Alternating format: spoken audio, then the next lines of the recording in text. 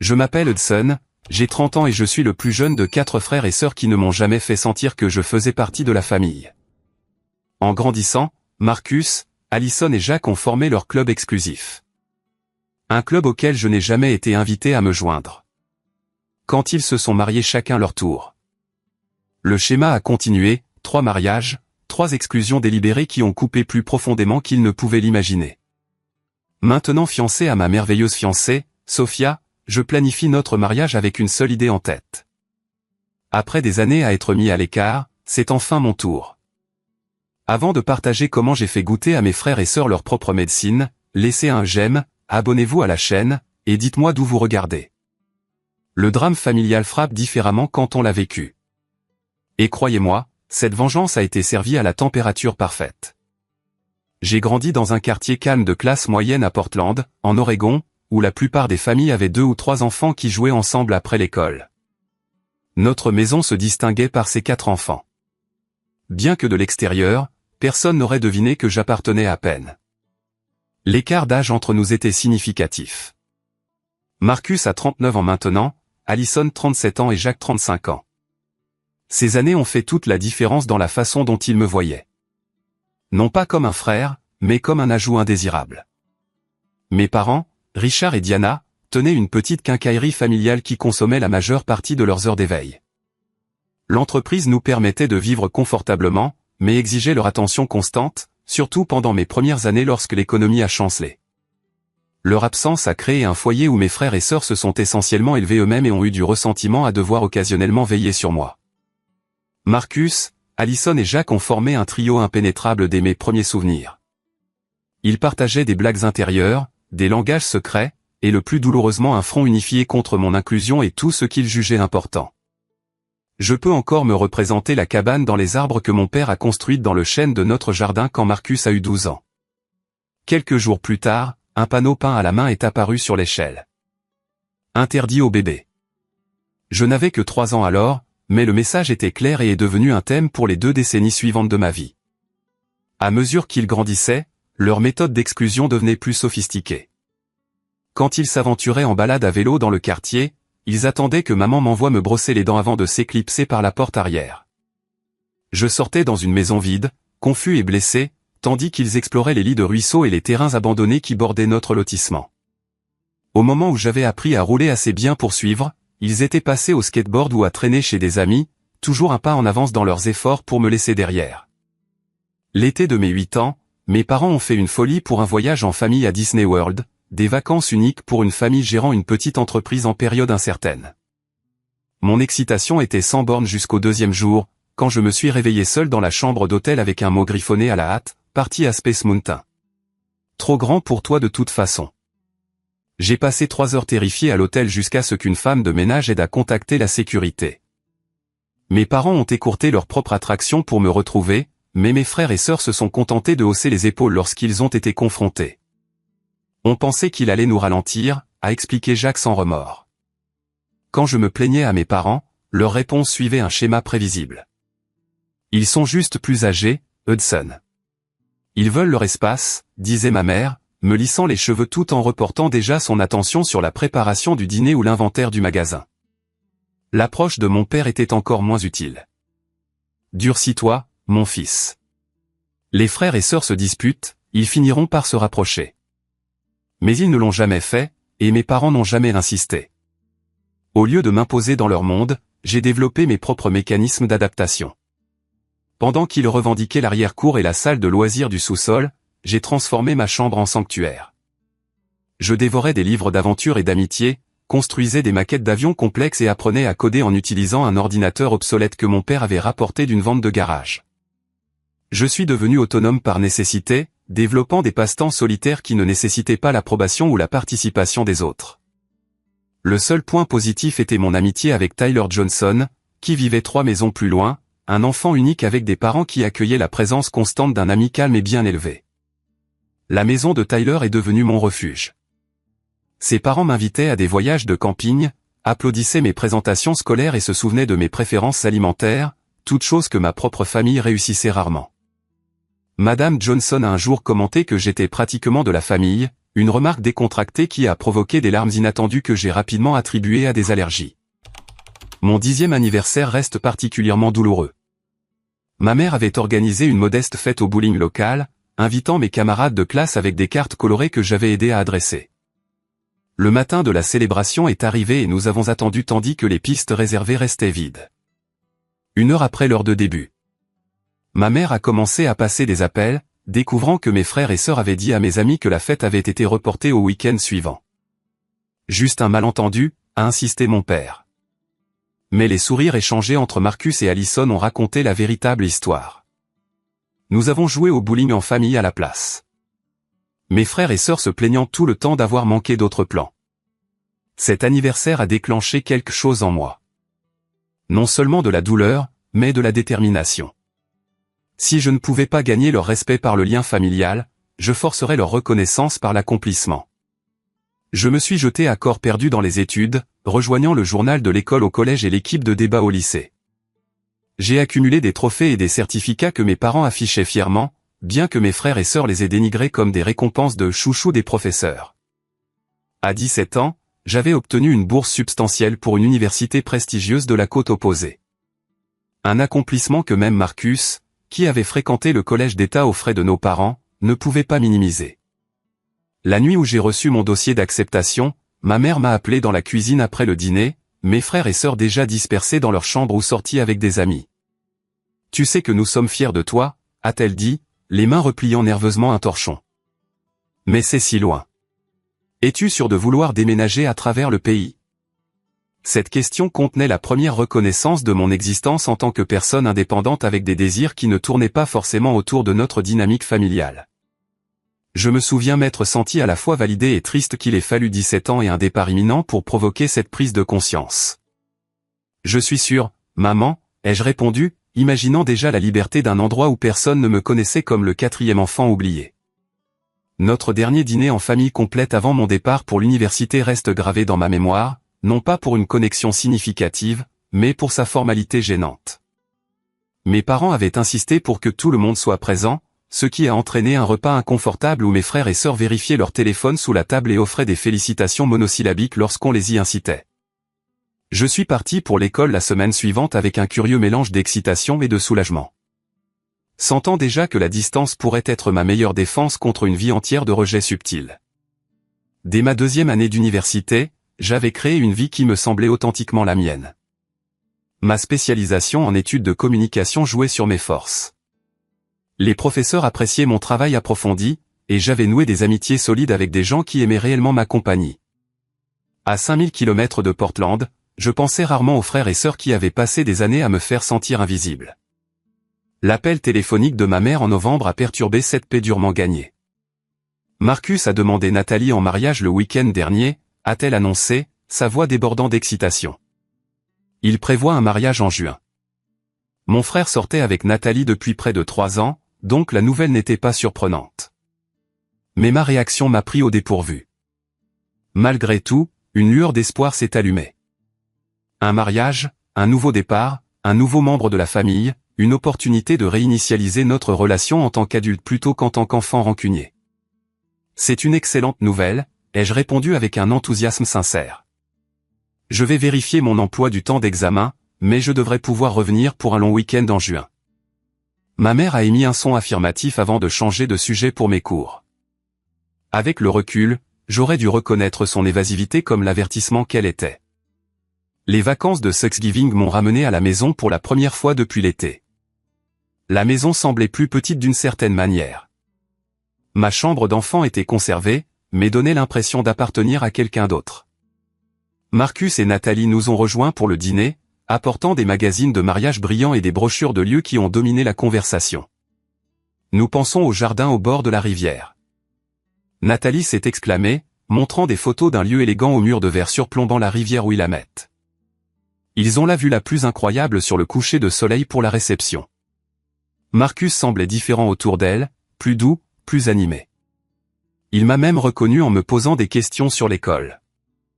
Et pendant un bref et stupide instant, j'ai imaginé que mon frère avait dépassé les rancunes de l'enfance quand Nathalie a mentionné avoir besoin d'aide pour assembler des sacs de bienvenue pour les invités venant de l'extérieur. Je me suis porté volontaire immédiatement, impatient de contribuer.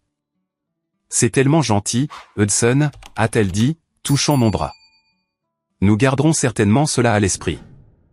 Plus tard ce soir-là, en aidant ma mère à débarrasser la vaisselle, j'ai entendu Marcus dans le salon avec Allison et Jacques, leur voix portant à travers la bouche d'aération.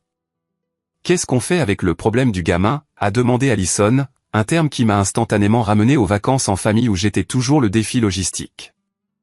Je m'en occupe, a répondu Marcus, sa voix plus basse. Le lieu a des limites strictes d'invités, donc nous utilisons ça. Il va y croire? Jacques semblait sceptique. Pourquoi pas? Ce n'est pas comme s'il connaissait quoi que ce soit à l'organisation de mariage. Leurs rires m'ont fait l'effet d'une douche froide. 20 ans, à mi-chemin de l'université, et toujours le problème du gamin à gérer et à écarter. Je suis resté figé dans la cuisine, assiette à la main, tandis que ma mère faisait semblant de ne pas entendre, s'activant à emballer les restes. Le lendemain matin, j'ai confronté Marcus alors qu'il prenait un café avant de retourner à son appartement. Mes parents et mes frères et sœurs dormaient encore, nous offrant un rare moment seul. Je vous ai entendu parler hier soir, ai-je dit, allant droit au but à propos du problème du gamin. C'est toujours ce que je suis pour vous? Marcus a eu la décence de paraître momentanément mal à l'aise avant que son expression ne se durcisse en un dédain familier. N'écoute pas aux portes des conversations privées, Hudson. Alors, c'est vrai que vous utilisez de fausses restrictions de lieu pour m'exclure de votre mariage? Il a soupiré, posant sa tasse de café. Écoute, ce n'est pas personnel. Nathalie et moi voulons une certaine ambiance, et la liste d'invités est devenue compliquée avec sa grande famille. Le lieu a des restrictions de capacité. Assez pour inclure tous les cousins et amis universitaires, mais pas ton propre frère. Tu ne l'apprécierais pas de toute façon, a-t-il dit, son ton suggérant qu'il était raisonnable. Ce sont surtout des personnes âgées, la famille de Nathalie, nos amis. Tu t'ennuierais. Ce soir-là, j'ai fait des recherches sur Riverfront Gardens en ligne, trouvant facilement leurs informations de capacité, places assises confortables pour un maximum de 250 invités avec piste de danse. J'ai également découvert plusieurs forfaits qui permettaient d'ajouter des invités moyennant un supplément par personne. Il n'y avait pas de limite stricte, seulement les limites du budget et des préférences. Ma mère m'a trouvé dans ma chambre, fixant l'écran de l'ordinateur portable. Hudson, a-t-elle commencé, s'asseyant avec hésitation sur le bord du lit. Je veux parler du mariage de Marcus. Il n'y a rien à dire, ai-je répondu, tournant l'ordinateur portable pour lui montrer les informations sur le lieu. L'excuse de la limite d'invités est un mensonge. Il ne veut juste pas que je sois là. Ses yeux se sont remplis de larmes, confirmant ce que je savais déjà. Lui et Nathalie ont une vision spécifique pour leur journée. Parfois, les couples se laissent prendre par les détails du mariage et perdent de vue ce qui est important. Et qu'est-ce qui est important pour vous, maman? Parce qu'il semble que vous et papa soyez d'accord pour que je sois le seul membre de la famille immédiate à ne pas être invité au mariage de mon propre frère. Elle n'a eu aucune réponse, juste une sortie en larmes et une porte fermée. Mon père a tenté de réparer les dégâts le lendemain, m'offrant maladroitement $300 pour faire quelque chose d'amusant ce week-end à la place. L'argent semblait confirmer que mon absence était achetée plutôt que pleurée, une transaction qui privilégiait l'harmonie familiale à mon inclusion. Ce Thanksgiving a marqué ma première réalisation dévastatrice. Mes parents n'étaient pas seulement des observateurs passifs de mon exclusion, mais des facilitateurs actifs qui privilégiaient le maintien de la paix avec mes frères et sœurs à ma défense. L'invitation officielle au mariage est arrivée chez mes parents en avril, adressée uniquement à Richard et Diana Walker. Ma mère m'a appelé pour me le dire, sa voix soigneusement neutre, comme si elle annonçait le temps plutôt qu'un autre rejet délibéré. Le week-end de juin du mariage de Marcus m'a trouvé seul dans mon appartement d'été près du campus. Mes colocataires étaient partis en vacances. Instagram et Facebook sont devenus des instruments de torture. Alors que je faisais défiler les photos de membres de la famille en tenue de soirée se rassemblant au lieu que j'avais recherché des mois plus tôt, mon cousin a posté une photo de groupe intitulée « La famille représentée », qui incluait toutes les tantes, oncles et cousins, sauf moi. Une semaine plus tard, Marcus a envoyé un SMS. Désolé que tu n'aies pas pu venir. Le mariage était super. Nous enverrons des photos quand nous les aurons. Comme si j'avais eu un conflit d'horaire. Comme si la décision avait été la mienne. Cette nuit-là, allongé dans mon lit, fixant le ventilateur de plafond, j'ai eu mes premières pensées de vengeance éventuelle. Pas quelque chose de destructeur ou de dramatique, mais une réponse karmique parfaite au bon moment. Cependant, j'ai repoussé ces pensées, me concentrant plutôt sur la construction d'une vie où je n'avais pas besoin de l'approbation ou de l'inclusion de personnes qui avaient passé 2 décennies à prouver que je ne comptais pas pour elles. 2 ans se sont écoulés dans un tourbillon de réussites universitaires et d'indépendance croissante. Au cours de ma dernière année, j'ai obtenu un stage en marketing prometteur auprès d'une entreprise technologique de Seattle qui garantissait pratiquement un emploi à temps plein après l'obtention de mon diplôme. Ma vie prenait forme exactement comme je l'avais prévu, à 5000 km de la famille qui n'avait jamais fait de place pour moi. L'email de ma mère est arrivé pendant la semaine des examens finaux. Allison et Brendan se sont fiancés le week-end dernier. Ils prévoient un mariage en automne. Appelle quand tu peux. Malgré tout, cette lueur d'espoir familière est revenue. Peut-être l'exclusion de Marcus avait-elle été une anomalie, une erreur qu'Allison ne répéterait pas. Après tout, elle avait toujours été légèrement moins hostile que nos frères, m'incluant occasionnellement dans des soirées cinéma quand de meilleures options ne se présentaient pas. Après avoir terminé mes examens, j'ai pris une décision impulsive de rentrer chez moi sans prévenir. Peut-être que le fait de me montrer, d'être physiquement présent au lieu d'une voix distante au téléphone, leur rappellerait que j'étais une vraie personne avec des sentiments, pas seulement une pensée après coup gênante. Je suis arrivé un samedi après-midi, prenant un covoiturage depuis l'aéroport pendant que ma mère était au magasin. La surprise sur son visage quand elle est entrée et m'a trouvé dans la cuisine était un premier véritable moment de joie, puis une anxiété indubitable. « Hudson, nous ne vous attendions pas avant le mois prochain », s'est-elle exclamée, posant les sacs d'épicerie. Je pensais surprendre tout le monde, ai-je répondu, aidant à déballer les courses. « Où est papa ?»« Au golf avec ses amis. » Et Allison est, elle a fait une pause alors que la porte d'entrée s'ouvrait, révélant ma sœur et son fiancé, Brendan, serrant des magazines de mariage et des échantillons de tissu. Allison s'est figée un instant avant que son expression ne devienne quelque chose qui ressemblait à de la panique. « Hudson, qu'est-ce que tu fais ici ? Je vous surprends ? Félicitations pour vos fiançailles. » J'ai tendu la main à Brendan, qui semblait confus par l'attention. « Je suis Hudson, le frère d'Allison. »« Ah. Bien sûr, » a-t-il dit en me serrant la main. « Allison a mentionné que vous étiez à l'université dans l'Est. »« M'a mentionné ? C'est déjà ça, » ai-je répondu avec une légèreté forcée. Allison a vérifié sa montre avec une préoccupation exagérée. « Nous avons en fait un rendez-vous avec le fleuriste dans 20 minutes. Nous nous sommes juste arrêtés pour prendre les échantillons de couleurs. » Avant que je ne puisse répondre, ils ramassaient leurs affaires et inventaient des excuses hâtives. Brendan avait l'air déconcerté mais suivait Allison qui le poussait pratiquement vers la porte. « Nous devrions nous rattraper plus tard », ai-je appelé après eux. « Bien sûr, oui, absolument », a-t-elle répondu sans se retourner. Ma mère s'est affairée à ranger les courses, évitant mon regard. « Ils sont très occupés par la planification du mariage », a-t-elle dit faiblement. « Je vois », ai-je répondu. « Peut-être pourrais-je aider. J'ai de l'expérience en design grâce au stage en marketing. Je pourrais aider avec le site web ou les invitations. » Le malaise sur le visage de ma mère m'a tout dit avant même qu'elle ne parle. « Oh, ma chérie, c'est gentil. Mais Allison est très particulière. Elle et sa colocataire de collège s'occupent de tout ça. »« Maman, » ai-je dit doucement. « Allison a-t-elle l'intention de m'exclure de son mariage aussi ?» Elle a abandonné les courses, s'asseyant lourdement à la table de la cuisine. « Ce n'est pas exactement ça. Elle planifie ce qu'elle appelle un mariage entre amis seulement. Très décontracté, juste leur cercle social proche. Entre amis seulement, signifie généralement pas de famille du tout, ai-je souligné. Est-ce le cas ? Son silence fut accablant. Au cours des 2 jours suivants, j'ai reconstitué la vérité grâce à des questions minutieuses posées aux membres de la famille élargie. Grands-parents, tantes, oncles, cousins, tous avaient reçu des cartes, réservé la date, pour la célébration intime d'Allison dans un vignoble rustique. Le seul membre de la famille non inclus était moi. J'ai confronté Allison à son appartement, lui ayant envoyé un SMS cette fois pour éviter une autre fuite hâtive. « Dis-moi juste la vérité », ai-je dit, debout dans son salon méticuleusement décoré. « Pourquoi suis-je le seul membre de la famille exclu de ton mariage soi-disant entre amis seulement ?» Elle a soupiré dramatiquement, comme si je créais un problème déraisonnable. Hudson, ce n'est rien de personnel. Tu ne t'intégrerais simplement pas à mes amis. Tu ne les connais pas. Tu ne partages pas notre histoire.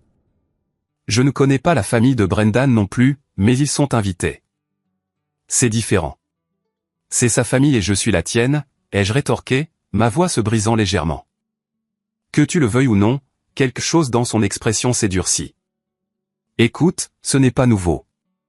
Nous n'avons jamais été proches. Marcus, Jacques et moi avons grandi ensemble, nous avons le groupe de discussion, les blagues intérieures, les expériences partagées. Tu étais toujours juste là, en périphérie. Vous avez un groupe de discussion? La révélation n'aurait pas dû faire aussi mal qu'elle l'a fait. Elle a roulé des yeux. Depuis le lycée, on l'appelle -1. Au moment où les mots ont quitté sa bouche, elle a eu la grâce d'avoir l'air légèrement honteuse. -1, ai-je répété, le sens limpide. Eh bien, merci pour l'honnêteté, je suppose, Hudson. Ne fais pas de ça une affaire plus importante qu'elle ne l'est. C'est juste une fête. Ce n'est pas juste une fête. C'est un choix délibéré de m'exclure des événements familiaux encore et encore. Et le pire, maman et papa vous ont laissé faire. Elle n'a eu aucune réponse à cela. Juste un haussement d'épaule inconfortable avant de vérifier l'heure et de mentionner un autre rendez-vous. De retour chez mes parents, leur défense était encore plus faible que lors du mariage de Marcus. Mon père a tenté d'expliquer qu'Alison avait toujours été têtue, tandis que ma mère a suggéré que je me concentre sur les aspects positifs des liens familiaux. Quels aspects positifs, ai-je demandé. Sincèrement curieux de savoir ce qu'elle pouvait bien indiquer. Aucun n'avait de réponse. J'ai écourté ma visite, refusant d'assister au repas de Thanksgiving familial où le mariage d'Alison dominerait sans aucun doute la conversation. Au lieu de cela, j'ai accepté l'invitation de Tyler à rejoindre sa famille à Chicago, où il fréquentait maintenant l'université. Le contraste entre l'accueil chaleureux de la famille Johnson et le froid dédain de la mienne était à la fois réconfortant et douloureux. Quand Noël est arrivé, je suis rentré à la maison seulement parce que ma grand-mère avait spécifiquement demandé que tous ses petits-enfants soient présents pour ce qui pourrait être ses dernières vacances. La réunion de famille forcée a inclus un moment atroce lorsqu'Alison a fait circuler ses photos de mariage professionnel, narrant chaque image tandis que j'étais assis silencieusement, exclu à la fois de l'événement et des souvenirs. J'ai maintenu une expression stoïque tout au long, gardant ma crise de nerfs pour l'intimité de ma chambre d'enfant cette nuit-là. Alors que les larmes coulaient enfin, j'ai pris une résolution du nouvel an, construire ma propre famille grâce à des amitiés et des relations avec des gens qui me voulaient activement dans leur vie, plutôt que de continuer à chercher l'acceptation de ceux qui l'avaient constamment refusé. Après l'obtention de mon diplôme, j'ai accepté le poste à temps plein dans le cabinet de marketing de Seattle où j'avais fait mon stage. Le déménagement à travers le pays semblait symbolique. Non seulement quitter le campus de la côte et qui avait été mon domicile temporaire, mais créer une distance géographique permanente par rapport aux dynamiques familiales qui avaient défini mon enfance. Seattle me convenait. L'énergie créative de l'industrie technologique correspondait à mes ambitions, et la réputation de la ville pour ses habitants polis mais réservés signifiait que je pouvais établir des liens à mon propre rythme. 6 mois après mon nouveau poste, j'ai rencontré Sophia lors d'un projet collaboratif entre nos départements. Avec des cheveux foncés, un esprit vif et une gentillesse qui ne semblaient jamais forcés, elle ne ressemblait à personne que j'avais fréquenté à l'université. Notre relation a progressé naturellement, les dîners en semaine évoluant en randonnée le week-end et finalement la rencontre de sa famille très unie qui vivait juste à l'extérieur de la ville. La maison Lou fonctionnait avec une chaleur et une inclusion qui m'ont initialement mis mal à l'aise simplement parce que c'était si peu familier. Les parents de Sophia insistaient pour que je me joigne à leurs dîners dominicaux hebdomadaires. Son père m'enseignant à faire de bonnes boulettes pendant que sa mère gardait mon thé préféré dans leur garde-manger.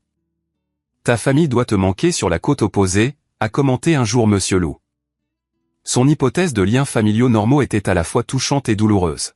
« Nous ne sommes pas particulièrement proches », ai-je répondu, me concentrant intensément sur le pliage de la pâte à boulettes.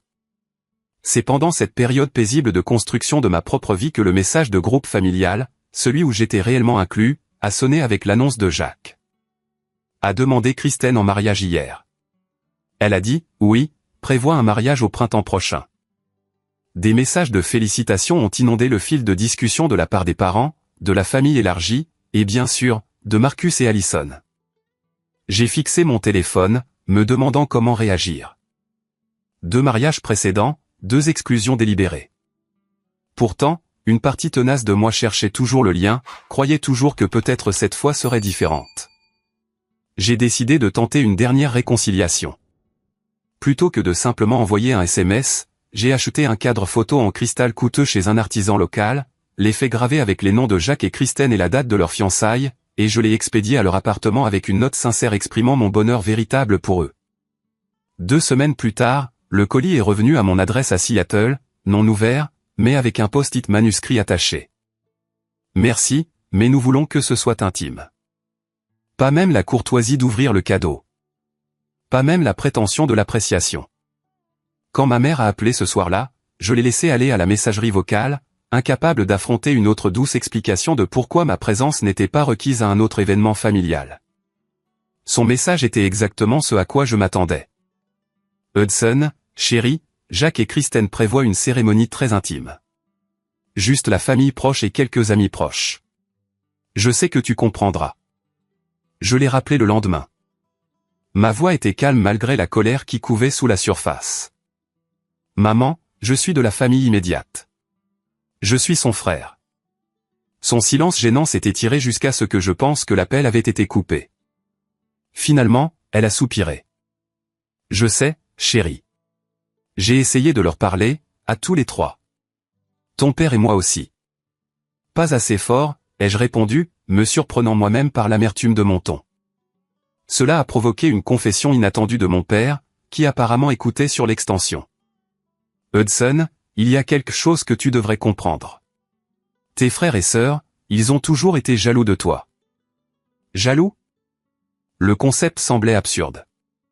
De quoi pouvait-il bien être jaloux? Tes réussites, ton indépendance, la façon dont tu as toujours été autonome tandis qu'il dépendait de nous jusqu'à l'âge adulte. Marcus n'a déménagé qu'à 26 ans et nous avons payé son loyer pendant 2 ans après cela. Allison a changé de majeur 3 fois et a mis 6 ans à obtenir son diplôme. Jacques a à peine terminé le collège communautaire. Et cela est censé excuser le fait qu'il me traite comme si je n'existais pas. Non, a interrompu ma mère. Nous n'excusons pas ça. Nous essayons de l'expliquer. Eh bien, vos explications arrivent 20 ans trop tard, ai-je répondu, mettant fin à l'appel avant que l'émotion ne me submerge. La curiosité m'a poussé à chercher en ligne des informations sur le mariage de Jacques. En quelques minutes, j'ai découvert un site web de mariage détaillé avec des sections protégées par mot de passe pour les invités. La partie publique révélait des projets pour une célébration somptueuse avec 200 invités dans un complexe de montagne. Tant pis pour la cérémonie intime. Plus troublant que le mensonge était la section « Notre histoire », présentant des photos de famille au fil des ans, la remise des diplômes de Jacques, les vacances en famille, les réunions de vacances, toutes soigneusement sélectionnées pour exclure toute trace de mon existence. Un étranger consultant le site supposerait que Jacques était le plus jeune de 3 frères et sœurs, et non de 4. J'ai appelé Jacques directement, ce que je faisais rarement. À ma surprise, il a répondu. Hudson, c'est inattendu. J'ai vu votre site web de mariage, ai-je dit, sautant les plaisanteries. Intéressant comme vous m'avez effacé de l'histoire familiale. Il a soupiré, sans prendre la peine de le nier. Que voulez-vous que je dise? Ces photos représentent nos expériences partagées. Des expériences dont vous m'avez délibérément exclu, même quand j'étais physiquement présent. Vous m'avez recadré de la photo de Noël de 2013. J'étais juste à côté de papa. Écoute, a dit Jacques, son ton soudain direct. Je vais être honnête d'une manière que Marcus et Allison n'ont pas été. Nous ne t'avons jamais considéré comme faisant partie de notre groupe. Nous avons grandi ensemble, nous 3, à l'école primaire, au collège, au lycée. Tu n'étais qu'une pensée après coup, le gamin qui est arrivé quand nous avions déjà établi notre dynamique. La cruauté de son honnêteté était en quelque sorte pire que les précédentes prétentions. J'avais 3 ans de moins que toi, Jacques, pas une espèce différente. Vous avez choisi de m'exclure à chaque tournant. Et nous faisons toujours ce choix, a-t-il répondu. Je n'attends pas de toi que tu comprennes. Oh, je comprends parfaitement. Et un jour, tu comprendras peut-être aussi. J'ai raccroché, les mains tremblantes d'une combinaison de rage et de résolution. Cette conversation représentait la goutte d'eau qui a fait déborder le vase. Non seulement une autre exclusion, mais l'aveu sans équivoque que cela avait toujours été délibéré. J'ai rédigé un email soigné à mes parents expliquant que j'avais besoin de prendre mes distances avec toute la famille. Leur réponse a été de suggérer une thérapie familiale, une solution en retard de 25 ans et rapidement rejetée par mes frères et sœurs qui ne voyaient aucun problème à résoudre. La confirmation finale que la distance était nécessaire est venue pendant les vacances lorsque la carte annuelle de mes parents est arrivée, avec une photo de famille prise pendant le week-end du mariage de Jacques. Les 3 frères et sœurs et mes parents souriant en tenue de soirée sans aucune reconnaissance de mon absence. Pas même une photo séparée de moi incluse. C'était comme si je n'avais pas seulement été exclu de l'événement, mais effacé de la famille entière. Montrer la carte à Sophia a provoqué sa première véritable colère en ma faveur. Enfant unique élevé par des parents qui la chérissaient, elle a trouvé le comportement de mes frères et sœurs incompréhensible et le laxisme de mes parents impardonnable. « Ils ne te méritent pas », a-t-elle déclaré platement, jetant la carte dans la poubelle de recyclage. La famille n'est pas seulement un ADN partagé. C'est être présent. C'est faire de la place. C'est se célébrer mutuellement. Son indignation m'a donné la permission pour la mienne. Et cette nuit-là est devenue un tournant. Blotti sur notre canapé, je me suis enfin permis de ressentir pleinement la douleur accumulée des décennies. Non seulement les exclusions des mariages, mais chaque commentaire dédaigneux, chaque oubli intentionnel, chaque moment où on m'a fait sentir que mon existence était un inconvénient plutôt qu'une joie. Sophia m'a tenu pendant cette crise, et au matin, quelque chose avait changé. La douleur constante de chercher l'approbation de personnes déterminées à la refuser avait commencé à s'apaiser, remplacée par la certitude que je méritais mieux. Je méritais la famille que je construisais, des amis qui choisissaient ma compagnie, des collègues qui valorisaient mes contributions, et surtout, Sophia, qui m'aimait sans réserve ni condition. 2 ans se sont écoulés avec un contact minimal avec ma famille. Des échanges de SMS occasionnels avec mes parents, des appels d'anniversaire qui restaient superficiels, et un silence complet de mes frères et sœurs. Pendant ce temps, ma carrière a prospéré alors que j'étais promu directeur créatif, gérant une équipe qui produisait constamment des campagnes primées. Plus important encore, ma relation avec Sophia s'est approfondie à travers les défis et les célébrations. Quand une alerte sanitaire a envoyé son père à l'hôpital, j'ai pris un congé pour aider la famille à gérer les décisions médicales. Quand ma présentation a permis à notre agence de remporter un client majeur, Sophia a organisé un dîner surprise avec des amis pour célébrer. Nous avons construit des rituels et des souvenirs qui sont devenus le fondement de notre vie commune. Pour notre 2e anniversaire, j'ai planifié un voyage de randonnée d'un week-end au Mont-Rainier, l'évasion en plein air préférée de Sophia. Alors que le lever du soleil peignait le pic enneigé d'une lumière dorée, je me suis agenouillé sur le sentier de montagne et je lui ai demandé de m'épouser. La bague, un saphir entouré de petits diamants, a capté la lumière du matin alors que des larmes remplissaient ses yeux. « Oui » a-t-elle murmuré, puis a crié extatiquement au paysage montagneux vide. « Oui ». Ce soir-là, après le champagne de célébration et les appels à sa famille ravie, la question inévitable s'est posée. « Devrions-nous appeler tes parents » a demandé Sophia doucement, sachant le terrain compliqué dans lequel nous entrions. J'ai hésité. « Demain. Ce soir, c'est juste pour nous et ta famille. » Elle a hoché la tête, comprenant sans jugement. « Et quand nous commencerons à planifier, que veux-tu faire de tes frères et sœurs ?» La question planait entre nous, l'éléphant dans la pièce qu'il faudrait aborder. Honnêtement, je ne sais pas encore, ai-je admis. Une partie de moi veut être la personne la plus grande. Une autre partie se souvient exactement de ce que c'était d'être le seul membre de la famille non invité à 3 mariages différents. « Quoi que tu décides, je te soutiens », m'a-t-elle assuré, sa main chaude dans la mienne. Ce sont ta famille, mais c'est notre mariage. Nous faisons les règles. Le lendemain, j'ai appelé mes parents pour leur annoncer la nouvelle. Leur joie sincère s'est clairement manifestée. Ma mère pleurant des larmes de joie et la voix de mon père rude d'émotion. Aucun des deux n'a mentionné mes frères et sœurs avant la toute fin de l'appel. « As-tu déjà prévenu Marcus, Alison et Jacques » a demandé ma mère avec hésitation. « Non » ai-je répondu honnêtement. « Je ne suis pas sûr de le faire. » Le silence qui a suivi en a dit long. Finalement, mon père s'est raclé la gorge. « Ils ont changé, Hudson, depuis que tu es parti. Je pense qu'ils ont réalisé certaines choses. » C'est bon à entendre, ai-je répondu avec neutralité. Mais ça n'efface pas le passé. Après l'appel, j'ai posté une simple annonce de fiançailles sur les réseaux sociaux, la plateforme que mes frères et sœurs utilisaient le plus activement. En quelques heures, des commentaires de félicitations sont apparus de la part d'amis, de collègues et de la famille élargie. Il n'y avait aucune réaction notable de Marcus, Allison ou Jacques, bien que je savais qu'ils avaient vu le message. 3 jours plus tard, ma mère a de nouveau appelé, « Sont-on prudent? Tes frères et sœurs ont vu ton annonce de fiançailles. Ils sont très heureux pour toi. » C'est intéressant?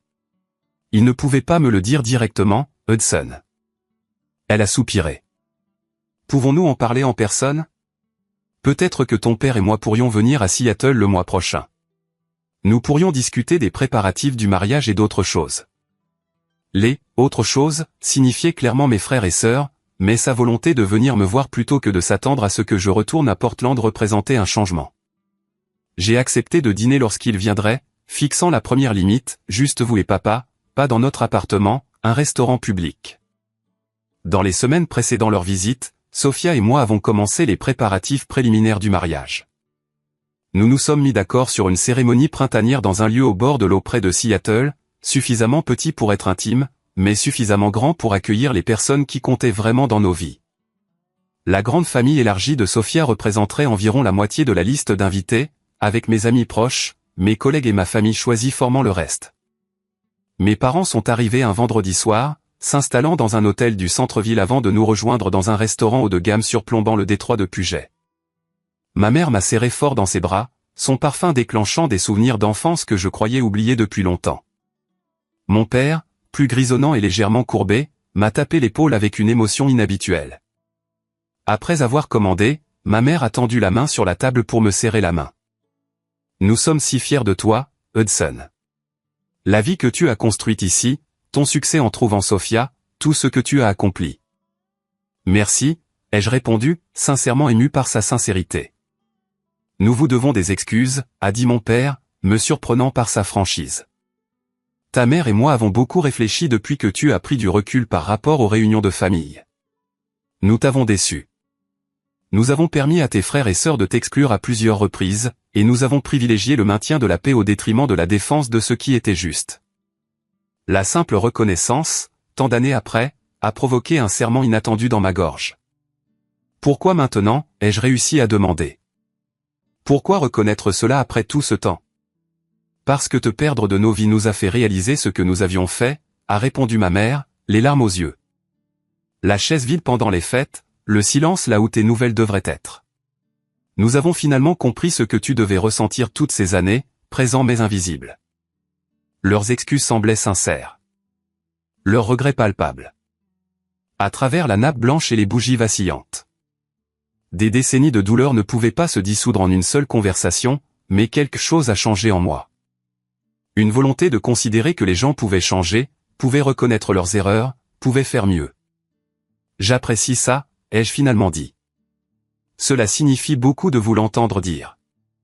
Nous aimerions vous aider avec le mariage si vous le permettez, a proposé mon père. Financièrement et autrement. Tout ce que vous et Sophia voulez, nous y réfléchirons, ai-je répondu. Pas tout à fait prêt à accepter pleinement leur offre. Alors que le dessert arrivait, ma mère a abordé avec hésitation le sujet que je savais inévitable. Tes frères et sœurs ont posé des questions sur le mariage. Ils veulent savoir s'ils seront inclus. J'ai posé ma fourchette. La paix momentanée perturbée. Après m'avoir exclu de leurs 3 mariages, pourquoi s'attendraient-ils à une invitation au mien? Ils regrettent leurs actes, a insisté mon père. Ils ont grandi, Hudson. Te voir construire ta vie sans eux a été un signal d'alarme. Les mots sont faciles, ai-je rétorqué. Ont-ils réellement exprimé ce regret envers moi? L'un d'entre eux m'a-t-il contacté directement? Mes parents ont échangé des regards. Ils ont peur que tu les rejettes, a admis ma mère. Ils savent à quel point ils t'ont blessé. Alors que notre conversation se poursuivait, j'ai réalisé que j'étais à la croisée des chemins. Je pouvais perpétuer le cycle d'exclusion, donnant à mes frères et sœurs exactement ce qu'ils m'avaient donné, un aperçu de ce que c'était d'être des outsiders, les oubliés, ou je pouvais briser le schéma, étendre l'invitation qu'ils ne m'avaient jamais offerte. Et potentiellement commencer à guérir des blessures qui avaient suppuré pendant des décennies. À la fin du dîner, je ne m'étais engagé ni dans un sens ni dans l'autre, mais j'avais accepté d'y réfléchir. De retour dans notre appartement cette nuit-là, Sophia et moi avons longuement discuté de la situation. « Qu'est-ce que tu veux vraiment faire ?» a-t-elle demandé, blottie à mes côtés au lit. Non pas ce que tu penses devoir faire ou ce qui leur donnerait une leçon, mais ce qui rendrait notre jour de mariage parfait pour toi. J'ai examiné attentivement sa question. Honnêtement, je veux qu'ils comprennent ce que j'ai ressenti. Je veux qu'ils vivent ce que je leur ai fait subir, mais je ne veux pas devenir comme eux dans le processus. Cette nuit-là, tandis que Sophia dormait à mes côtés, l'inspiration m'est venue. Il y avait une troisième option, un juste milieu parfait qui fournirait à la fois la réponse karmique que je désirais et l'opportunité de croissance que mes parents croyaient que mes frères et sœurs méritaient. Le lendemain matin, j'ai exposé mon plan à Sophia, qui a écouté avec des yeux écarquillés avant d'éclater de rire d'appréciation. « C'est en fait génial », a-t-elle admis. Exactement le bon équilibre entre conséquences et opportunités. Avec son approbation, j'ai commencé la planification détaillée du mariage pour de bon. Nous avons choisi un magnifique lieu au bord de l'eau avec vue sur les montagnes olympiques, choisi une palette de couleurs qui complétait la beauté naturelle du nord-ouest du Pacifique, et créé un site web pour partager les détails avec nos invités. Plus important encore, j'ai élaboré une section spéciale de notre liste d'invités, 3 entrées qui recevraient des invitations très particulières conçues pour délivrer un message puissant en gestation depuis des années. L'exécution de mon plan a nécessité de la précision et une attention aux détails, des qualités que j'ai développées au cours des années de travail professionnel en conception. Pendant que Sophia coordonnait avec les traiteurs et les fleuristes, je me suis concentré sur la création de 3 cartes spécialisées qui ne semblaient être que des invitations de mariage. J'ai sélectionné un papier cartonné épais de couleur crème identique à nos véritables invitations, j'ai commandé la même calligraphe, et j'ai utilisé des enveloppes et des seaux de cire assortis. Pour l'observateur occasionnel, ces 3 pièces seraient indiscernables des véritables invitations envoyées à nos vrais invités. Le contenu, cependant, était soigneusement élaboré pour refléter les excuses que mes frères et sœurs avaient utilisées au fil des ans. Pour Marcus, l'aîné qui avait invoqué des limites strictes d'invités tout en invitant 200 autres. J'ai écrit, Hudson Walker et Sophia Lou vous prie de bien vouloir prendre note qu'en raison de limites strictes d'invités lors de notre prochaine célébration de mariage, nous ne sommes pas en mesure de vous accueillir, vous ou votre conjoint. Bien que d'autres membres de la famille élargie soient présents, nous avons pris la difficile décision de privilégier ceux avec qui nous partageons des liens significatifs. Pour Allison, qui m'avait exclu sous prétexte d'un mariage entre amis seulement tout en invitant tous les autres membres de la famille, sa carte disait « Hudson Walker et Sophia le sont heureux d'annoncer leur célébration de mariage », qui inclura les amis et les membres de la famille qui ont constamment montré leur soutien tout au long de notre relation. Comme il s'agit d'un rassemblement de personnes qui se soucient sincèrement de nous deux, nous ne pensons pas que vous vous sentiriez à l'aise dans la communauté authentique que nous avons créée. Pour Jacques, qui avait invoqué une cérémonie intime réservée à la famille immédiate tout en planifiant un événement élaboré, j'ai rédigé « Hudson Walker et Sophia Lou vous invitent à comprendre que notre prochain mariage n'inclura que ceux que nous considérons comme la famille immédiate. Telle que nous la définissons. Bien que cette définition englobe les parents éloignés, les amis proches et les collègues qui ont été présents dans nos vies, elle ne s'étend malheureusement pas aux frères et sœurs qui nous ont systématiquement exclus de leurs événements majeurs. » Chaque carte incluait une petite photo de Sophia et moi entourés de notre famille choisie d'amis, ainsi que la date et le lieu réel de notre mariage. En bas de chaque carte, j'ai ajouté une touche finale, information que vous n'êtes pas invité à utiliser. Le design était magnifique, le message indubitable, l'exécution impeccable. Quand j'ai montré les cartes complétées à mes parents lors de leur dernière journée à Seattle, ils ont d'abord été choqués. Hudson, cela semble dur, a commencé ma mère, lisant la carte de Marcus avec des yeux écarquillés. Est-ce le cas, ai-je rétorqué. Ce sont littéralement leurs propres mots et actions qui leur sont renvoyés. Je ne fais rien qu'il ne m'ait déjà fait. 3 fois différentes. Mon père a étudié chaque carte attentivement avant de hocher la tête lentement. C'est en fait juste. Douloureux, mais juste. Ils vous ont complètement exclus. Vous leur donnez la vérité avec un chemin vers l'avant. Exactement, ai-je convenu. Je ne leur interdis pas de me contacter ou d'essayer de se faire pardonner. Je leur montre simplement exactement ce que leur comportement a ressenti en utilisant leur propre justification. Après une discussion réfléchie, mes parents ont accepté à contre-cœur de soutenir mon approche, reconnaissant qu'il s'agissait d'une réponse proportionnée plutôt que d'une vengeance malveillante. Ma mère a même admis, peut-être est-ce ce dont ils ont besoin pour vraiment comprendre l'impact de leur choix. J'ai posté les cartes avec confirmation de livraison, m'assurant qu'elles arriveraient simultanément chez chacun de mes frères et sœurs.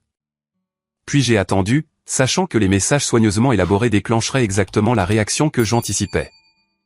L'explosion est survenue 48 heures plus tard. Mon téléphone a vibré avec un message de groupe de Marcus. « Qu'est-ce que c'est que ça, Hudson ? Une sorte de blague de mauvais goût ?» Allison a répondu quelques secondes plus tard. « C'est mesquin et puéril. Je pensais que tu étais censé être le plus mature, Jack. » Typiquement le plus direct, a écrit simplement. « Pas cool, mec.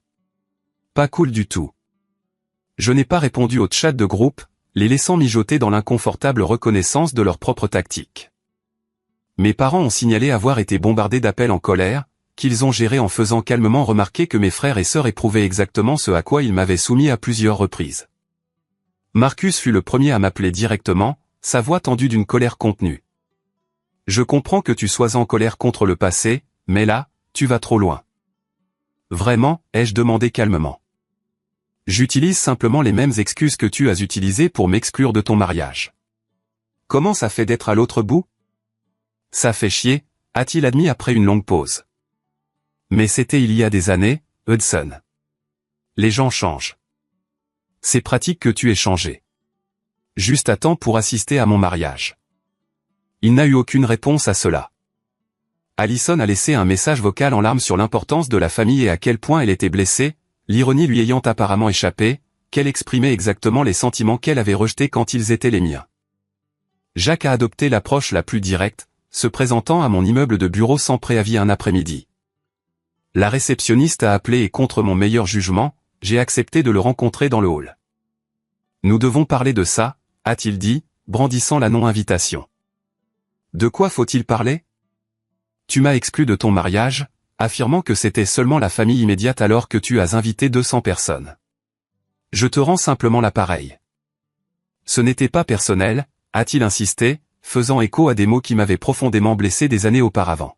« Cela rend les choses pires, pas meilleures, ai-je répondu.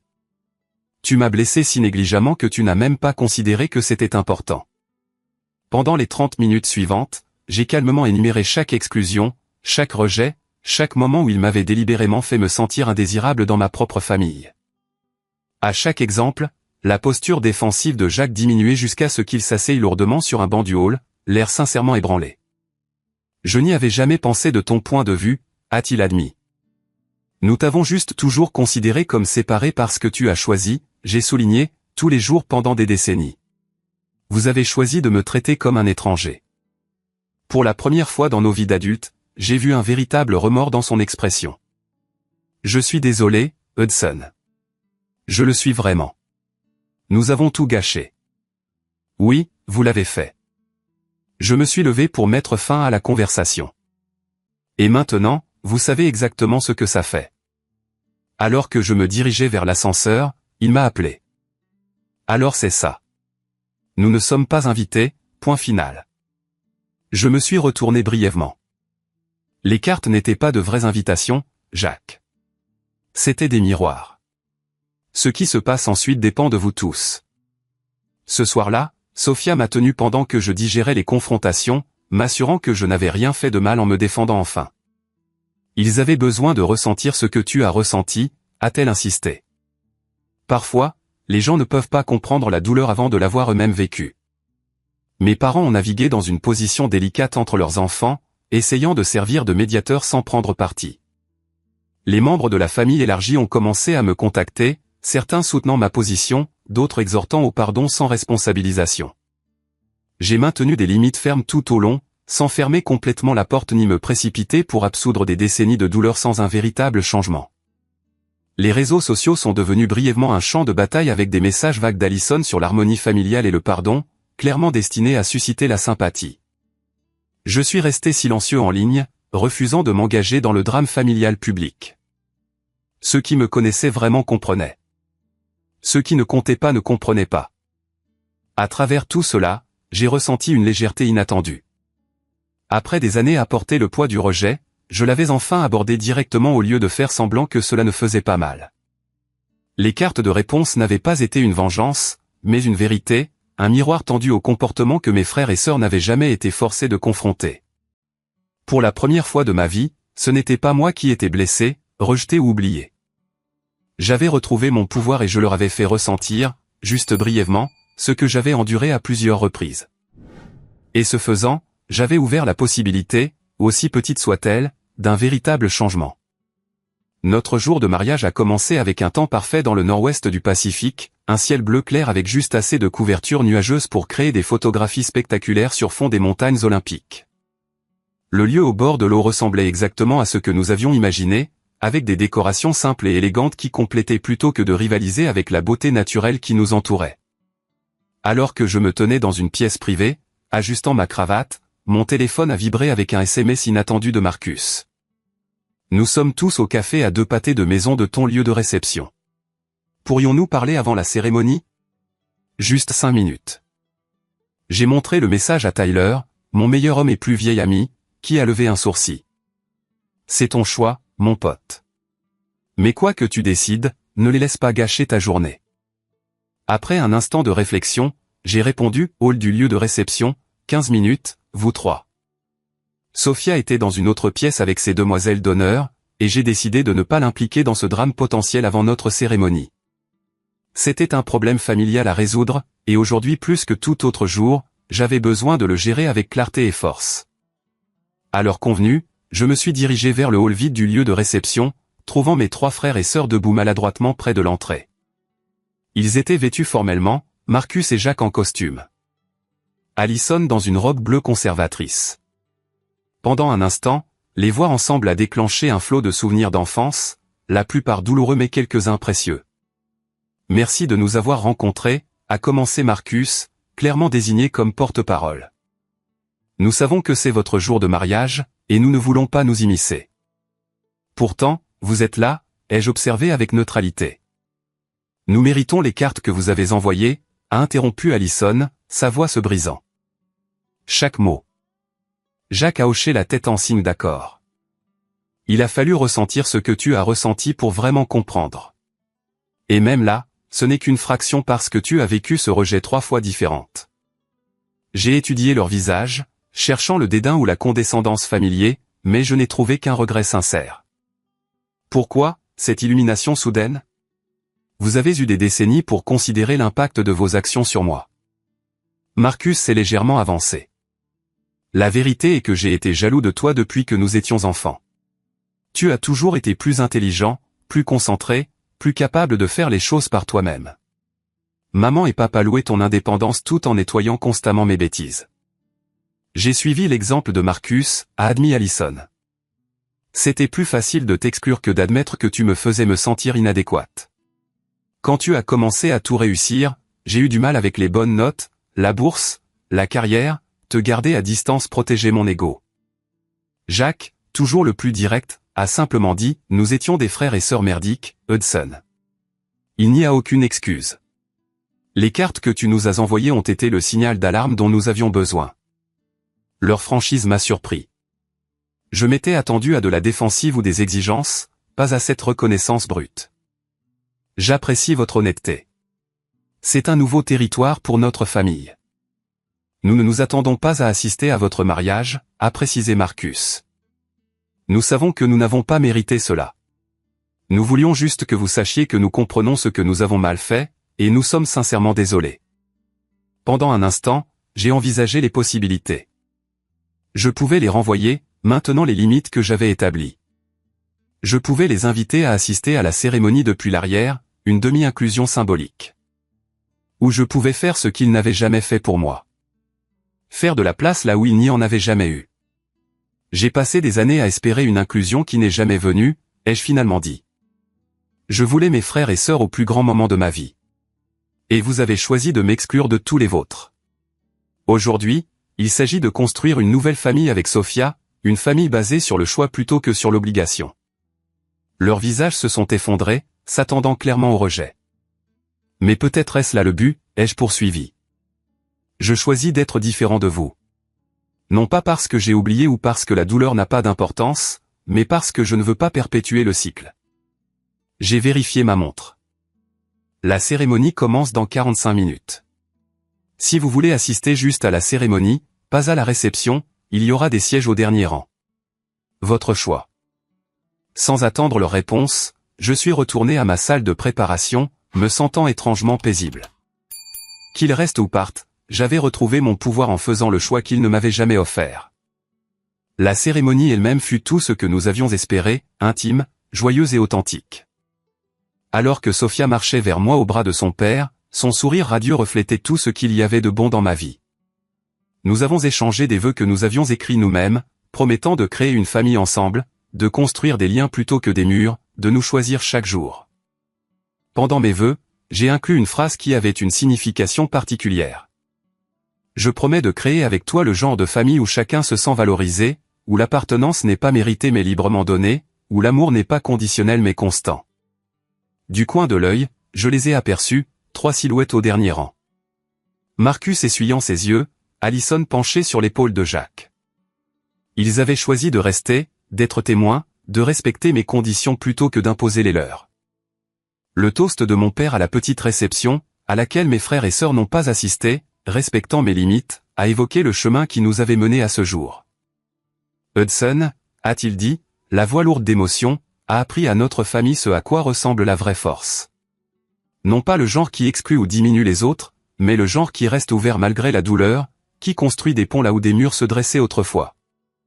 Sophia, tu as trouvé un homme qui comprend la vraie valeur de la famille parce qu'il a dû créer la sienne. Nous sommes reconnaissants de faire partie de votre célébration aujourd'hui. La réception a célébré avec ceux qui m'avaient constamment soutenu, Tyler et ses parents qui m'avaient offert un refuge pendant les fêtes difficiles. Des amis d'université qui étaient devenus de la famille, des collègues qui étaient devenus des confidents, et bien sûr, la famille chaleureuse et accueillante de Sophia qui m'avait accepté sans réserve. Alors que nous nous préparions à partir pour notre lune de miel en Nouvelle-Zélande, Sophia m'a serré la main. Des regrets sur la façon dont tu as géré les choses? Aucun, ai-je répondu honnêtement. Pour la première fois, j'ai fixé les conditions d'engagement avec mes frères et sœurs au lieu d'accepter les miettes d'inclusion qu'ils offraient. Quoi qu'il arrive ensuite, ce sera différent grâce à cela. 3 semaines plus tard, de retour de notre lune de miel dans notre appartement rempli de cadeaux de mariage non déballés. J'ai trouvé un SMS de Jacques. Nous organisons un dîner de famille mensuel chez Marcus. Le premier dimanche de chaque mois. Pas de pression, mais il y aura toujours des places pour toi et Sophia si jamais vous voulez vous joindre à nous. J'ai montré le message à Sophia, qui a levé un sourcil. Qu'est-ce que tu en penses? Tu veux y aller? Pas immédiatement, ai-je répondu, mais peut-être un jour. Selon nos conditions, pas les leurs. 6 mois plus tard, nous avons assisté à notre premier dîner de famille, arrivant avec des limites claires, et repartant avec un espoir timide. Les dynamiques avaient visiblement changé. Mes frères et sœurs ont fait de véritables efforts pour m'inclure dans les conversations, ont posé des questions sur notre vie à Seattle et ont montré de l'intérêt à connaître Sophia. Le chemin pour guérir les blessures familiales est long et rarement direct. Certains jours apportaient des progrès, d'autres des revers. Mais les cartes de mariage avaient accompli ce que des décennies de silence n'avaient pas pu faire, forcer mes frères et sœurs à voir réellement l'impact de leur choix et à commencer le travail d'un véritable changement. Le Noël dernier, pour la première fois de ma vie d'adulte, je me suis senti vraiment inclus dans les célébrations familiales. Le moment qui a cristallisé ce changement est arrivé quand Marcus m'a demandé d'aider son fils adolescent avec les candidatures universitaires, valorisant mon expérience et ma perspective. Allison a demandé mon avis sur une idée d'entreprise. Jacques m'a gardé une place à côté de lui au dîner. Des petits gestes peut-être, mais révolutionnaires dans le contexte de notre histoire familiale. Ce que j'ai appris à travers ce voyage, c'est que parfois les gens ont besoin d'expérimenter ce qu'ils infligent avant de pouvoir vraiment comprendre son impact. Ma vengeance n'était pas de leur faire du mal, mais de brandir un miroir qui les a finalement forcés à voir ce qu'ils avaient fait. Et dans ce reflet, ils ont trouvé la motivation de changer. Avez-vous déjà dû tenir tête à des membres de votre famille qui vous ont traité injustement? Auriez-vous géré les choses différemment dans ma situation? Laissez un commentaire ci-dessous pour partager vos réflexions. Et si cette histoire a résonné en vous, veuillez aimer, vous abonner et partager avec quelqu'un qui pourrait avoir besoin d'entendre que fixer des limites avec la famille n'est pas égoïste. C'est parfois le seul chemin vers une véritable connexion. Merci d'avoir écouté mon histoire et puissiez-vous trouver le courage d'écrire la vôtre à votre manière. Somebody's rocking, knocking your boat. That is not the lyrics to this song, but you close enough.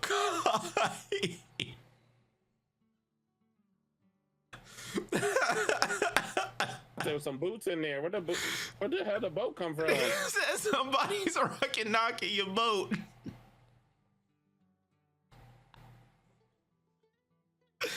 Oh, that nigga was definitely saying the boots, bro. Somebody's rocking. I'm taking that, bro. That's the lyrics to this song now. Please, no, nigga. Nigga, shut up, nigga. Yo, GameStop. You get to do what you want to do. I get to do what I want to do, bro. You with your GameStop? Shut up before I have somebody come rock and knock your boat, nigga. Oh, I could. It is I'm your GameStop, man. It's not like I'm making a... I honestly don't know the real lyrics to that song, so I can't tell you otherwise. But I know that's not it. Yo, GameStop. Yes, sir. See, it makes sense. All right, let's get tabs done, bro. Ain't nobody here, but that's okay, bro. Cause we gonna do two tabs, bro. One for today and one for yesterday, and then I'm getting on Minecraft.